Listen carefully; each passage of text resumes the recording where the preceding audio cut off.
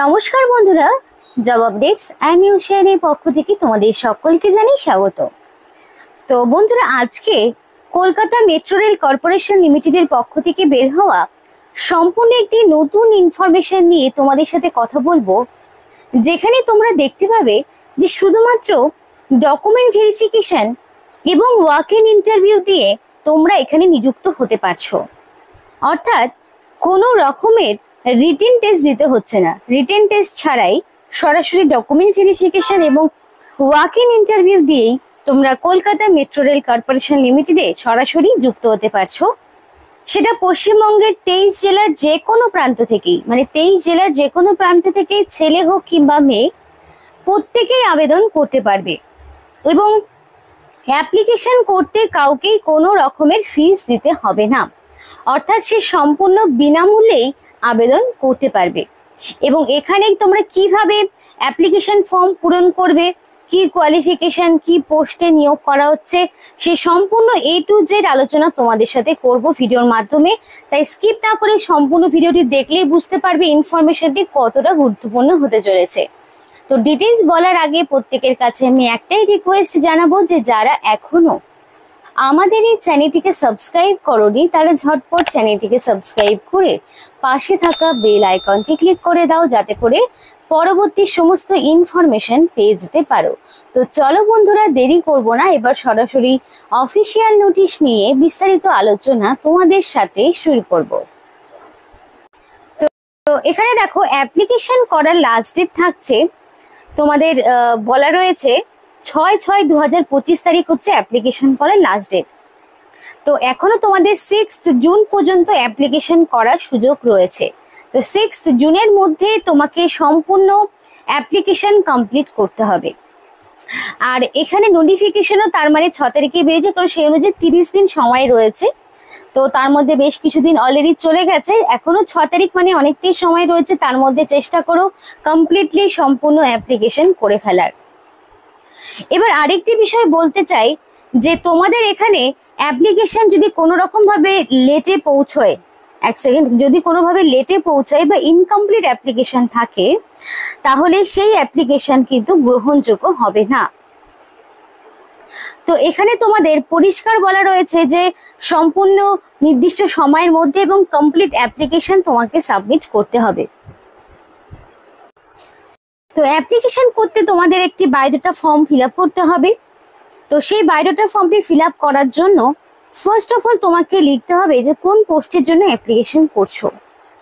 আর এখানে আরেকটি বিষয় বলে রাখি, তোমরা এখানে যারা ধরো এক্সপিরিয়েন্স, নন এক্সপিরিয়েন্স, প্রত্যেকেই এখানে অ্যাপ্লিকেশন করতে পারবে। এক্স সার্ভিসম্যানরাও এখানে চাইলে অ্যাপ্লিকেশন করতে পারবে, মানে সমস্ত কোয়ালিফিকেশনের ক্যান্ডিডেটরা অ্যাপ্লিকেশন করতে পারবে, ফ্রেশার্স, নন ফ্রেশার্স সবাই।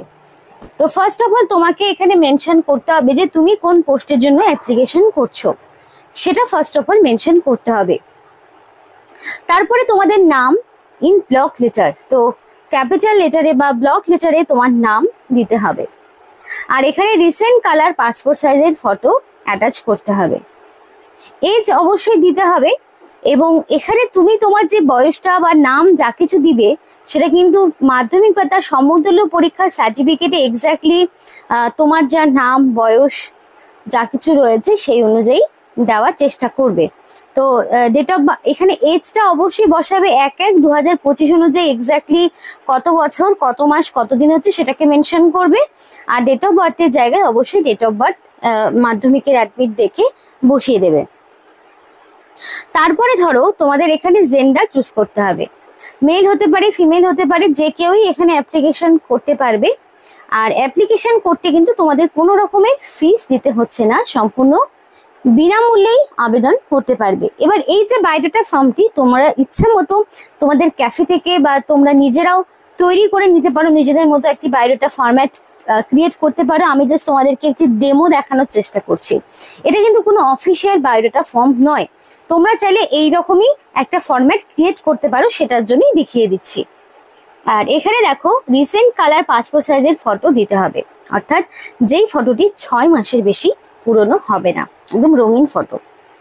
রিলিজিয়ন এবং কাস্ট যে কোনো হতে পারে, জেনারেল, এসসি, এসটি, ওবিসি, কারণ এজ লিমিট অনেকটাই রাখা রয়েছে, তাই এক্সট্রা করে আর তোমাদের বয়সের ছাড়ের প্রয়োজন হচ্ছে না। তারপরে নেম অফ দ্য গার্জেন, তো কেউ চাইলে বিবাহিত মহিলারা তাদের হাজব্যান্ডের নাম দিতে পারে এবং বাকিরা তাদের বাবার নাম। ছেলে মেয়ে যেহেতু প্রত্যেকেই আবেদন করতে পারছে। এবার তুমি তোমার গার্জেন যাকে রাখতে চাইছো তার সাথে তোমার রিলেশনশিপ কি সেটা দিতে হবে, ফাদার ডটার, ফাদার সন বা হাজব্যান্ড ওয়াইফ যেটা রয়েছে সেই মতো তোমাকে দিতে হবে।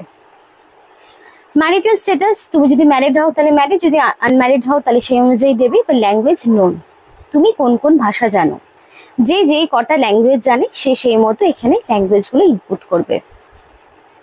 তারপরে দেখো address for communication with pincode আর permanent address with pin code.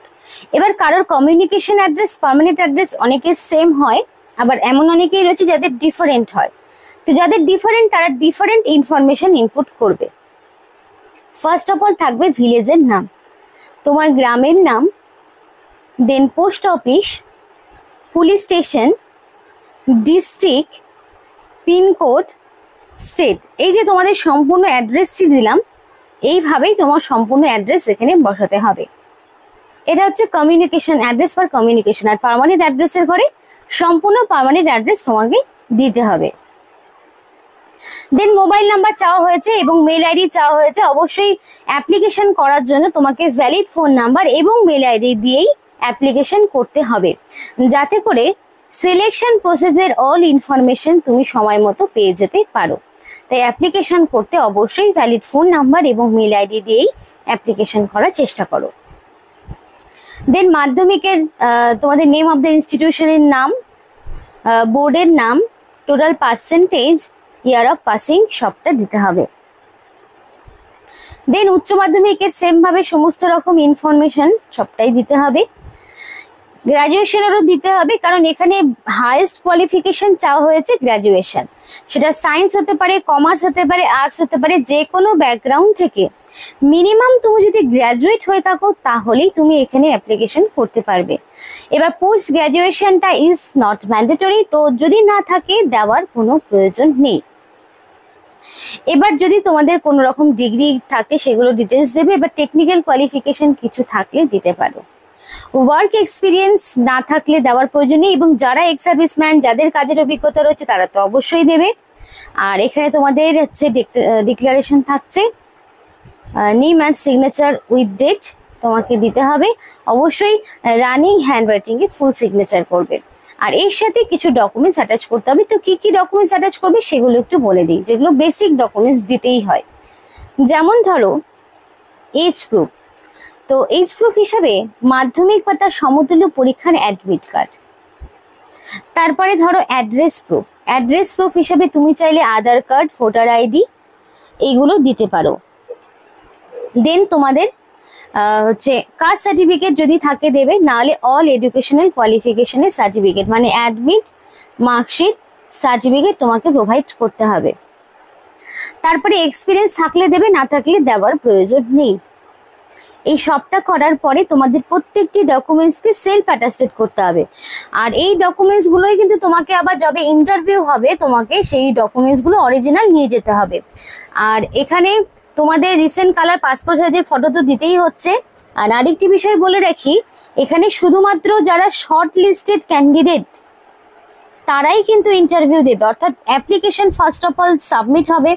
Submit হওয়ার পরে সেখান থেকে বাছাই পর্ব চলবে, মানে শর্টলিস্টেড ক্যান্ডিডেটের নাম বাছাই হবে। তারপরে তোমাদের মেলের মাধ্যমে জানানো হবে যে কবে, কখন, কোথায় তোমাদের ইন্টারভিউ দিতে যেতে হবে, সেগুলো তোমাদেরকে মেল বা মেসেজ করে জানানো হবে। তারপর তোমাদের নির্দিষ্ট সময়ে সেখানে গিয়ে ইন্টারভিউ দিতে হবে। আশা করি বুঝতে পেরেছো সমস্ত ডিটেলসটা। তো এইভাবে তোমাদের কিন্তু অ্যাপ্লিকেশনটা কমপ্লিট করতে হবে। তো দেখো এখানে অ্যাপ্লিকেশন করতে গেলে এই ঠিকানায় তোমাকে অ্যাপ্লিকেশন পাঠাতে হবে। বাই পোস্টে বা রেজিস্টার পোস্টে তুমি অ্যাপ্লিকেশন পাঠাতে পারো, এবং সেলফ অ্যাটাস্টেড সমস্ত রকম কপিসগুলো থাকবে। যারা প্রেজেন্ট এমপ্লয়ি তাদের সমস্ত ডকুমেন্টস দিতে হবে। আর বায়োডাটা ফর্মটির সঙ্গে সমস্ত যা যা বললাম সেগুলো দিয়ে ফর্মটি পূরণ করবে। তো এখানে বেসিক্যালি তোমাদের যে পোস্টে নিয়োগ করে সেটা হচ্ছে জেনারেল ম্যানেজার সিভিল। এই পোস্টে তোমাদেরকে নিয়োগ করানো হচ্ছে, যেখানে তোমাদের মিনিমাম সিভিল ইঞ্জিনিয়ারিং ডিগ্রিটা লাগবে। কিংবা গ্র্যাজুয়েশন, তার পাশাপাশি তোমাদের যদি কাজের অভিজ্ঞতা থাকে 5 বছরের, তাহলেও তোমরা এখানে অ্যাপ্লিকেশন করতে পারবে। দেখো এজ লিমিটটা ম্যাক্সিমাম 50 বছর 1/1/2025 অনুযায়ী, আর অবশ্যই তোমাদের এখানে 1/1/2024 অনুযায়ী বয়সটিকে হিসাব করা হয়েছে, জানি না কেন, কারণ নোটিফিকেশন তো তোমাদের 2025-এ বেরিয়েছে, তো এখানে 1/1/2024 অনুযায়ী বয়স ক্যালকুলেট করা হবে।